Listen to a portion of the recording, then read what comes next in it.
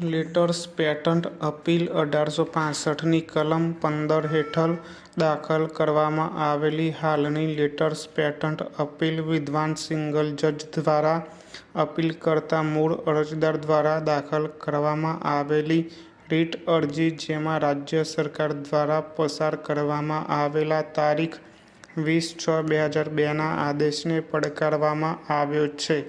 તેને નકારી કાઢતા તારીખ 5/12/2014ના ચુકાદા અને આદેશ દ્વારા સજા આપીને મૂળ અરજદારને લગભગ 37 વર્ષની સેવા આપ્યા પછી સેવામાંથી ફરજિયાતપણે નિવૃત્ત કરવામાં આવ્યો હતો. આમ, મૂળ અરજદાર તેના તમામ નિવૃત્તિ લાભોથી વંચિત હતો.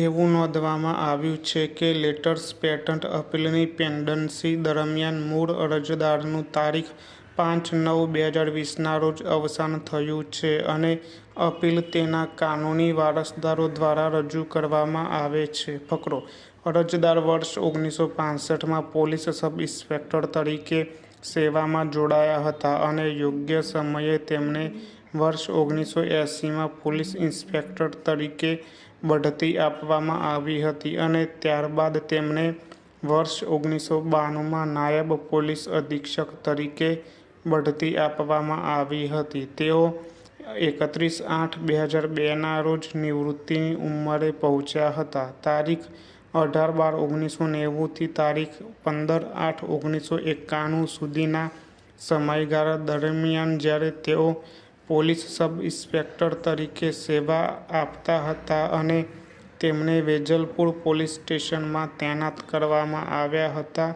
તે સમયગાળા દરમિયાન તારીખ 6/2/1991ના રોજ ભારતીય દંડ સંહિતા 1860ની કલમ 420, 465, 467, 468, 471, 472 અને શસ્ત્ર અધિનિયમ 1959ની કલમ 25(1)(c)ની જોગવાઈઓ હેઠળ આરોપી વ્યક્તિઓ સામે તેમના દ્વારા એક એફઆઈઆર નોંધવામાં આવી હતી જે CR નંબર 97/1991 હતો. એવું લાગે છે કે એફઆઈઆર બનાવટી લાયસન્સના આધારે ગેરકાયદેસર હથિયારો રાખવા માટે નોંધાયેલ છે. ઉપરોક્ત ગુનાની તપાસ આંશિક રીતે અરજદાર દ્વારા હાથ ધરવામાં આવી હતી અને તપાસ દરમિયાન તેને વેજલપુર પોલીસ સ્ટેશનમાંથી તારીખ 15/8/1991ના રોજ ટ્રાન્સફર કરવામાં આવ્યો હતો અને અરજદારના સ્થાને